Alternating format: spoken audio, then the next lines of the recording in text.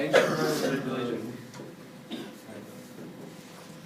Components of Roman religion. Romans were polytheistic. Romans believed each god had a specific field of expertise. There was a god of the sun, Apollo, a god of the sea, Neptune, there was a god of the sky, Jupiter, and many others. There was even a god for rocks and many other things. As Roman life had many different aspects, as there were many different gods. If a Roman wanted a good crop, he would pray to Ceres, the goddess of agriculture. This was the principle that ancient Roman religion and its gods were based upon. The most important of the spirits to families was Vesta, the goddess of the hearth and the home and the center of Roman family life. Each household had a small shrine dedicated to the household spirits and Vesta. The Romans were great copyists.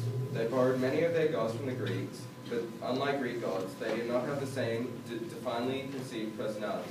They were more cold and formal. Romans lived under the gods and constantly tried to this is Neptune and his three-pronged trident. And this is Jupiter, the god of the sky. So, the leadership of the clergy. Clergy. The Pontius Maximus, Latin for the greatest pontiff, was the highest priest of the College of Pontifex in ancient Rome. This was the most important position in the ancient Roman religion, comparable to the Pope. The clergy of Rome was made up in many different colleges, consisting of exclusively women orders and exclusively men orders. These colleges were dedicated to worshipping of a specific god or deciphering omens and signs of gods, and many more roles. So this is the Auguri, a college dedicated to deciphering omens. In the religion of ancient Rome, an omen was a sign of the intimating future, which had great importance to the person who witnessed it. It was a message that could be good or bad, and the ancient Romans believed it would predict the future.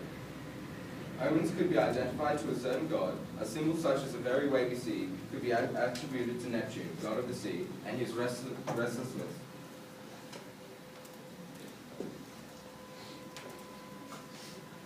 This is the Northern Lights, and it could be attributed to Jupiter, god of the sky. Importance of objects. The ancient Roman religion and ceremonies also incorporated the worship of natural objects such as stones. At first, the objects were worshipped in their own sacred right, and eventually because of the spirits of the ancient Roman gods, which was believed to inhabit such natural objects. Boundary stones were particularly important objects. The great sacred boundary stone of Rome had its own shrine with the Capitoline Temple. Even objects such as doors and tables had their own gods and sometimes temples. This is the remains of the Capitoline Temple in Rome. And this is the Roman boundary stone. Ceremonies.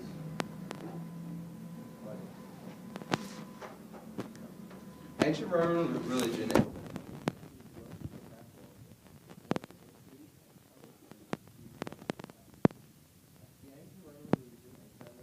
also included the worship of the household, the worship of fields, and the worship of the state. There were some ceremonies that were exclusive to females, such as Bona Dea. Bona Dea, the good goddess, was divinity in ancient Roman religion, so it was associated with chastity and fertility in women, healing, and the protection of the Roman state and the people. Sacrifices. The fundamental basis of the ancient religion, Roman religion, and many of the ceremonies was based on the belief that if the gods and goddesses were happy, then Rome and the Romans would receive good fortune. Sacrificial offerings were therefore made to the ancient Roman gods. The types of sacrifices were very specific and highly ritualized. The gender of the animal had to correspond to the gender of the gods or goddesses to whom it was offered in sacrifice. White animals were sacrificed to the gods of the upper world, whereas black animals to the underworld. Outside all of the Roman temples, various traders sold small birds and animals for the Romans to offer to the gods. So this is the ancient ore sculpture of the sacrifice of nuts. All sacrifices and offerings required a the spoken word was thus the most single potent religion as action to the Romans. Accurate naming was vital for tapping into the power of the desired god invoked. Public religious ritual had to be enacted by specialists and professionals faultlessly. A mistake might require that the action, or even the entire festival, be repeated from the start. This is a ceremony praise being said by a priest. The Roman gods were essential to everyday life. Each god had different domains such as the stars, the sky and the sea, and they were called upon when necessary. The Romans believed that gods controlled their lives, and as a result spent a great deal of their time worshipping them.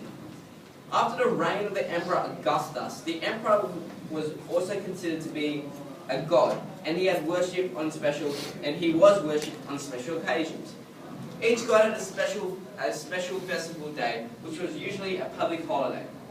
The holiday gave people the opportunity to visit the temple for whichever god was being celebrated. Great festivals were usually held in honor of certain gods and would include spectacles like chariot races and gladiator fights, forming a major part of society revolving around gladiator combat and fame, and the same for chariot races. This is a gladiator fight in a stadium filled with cheering Romans. Thank you.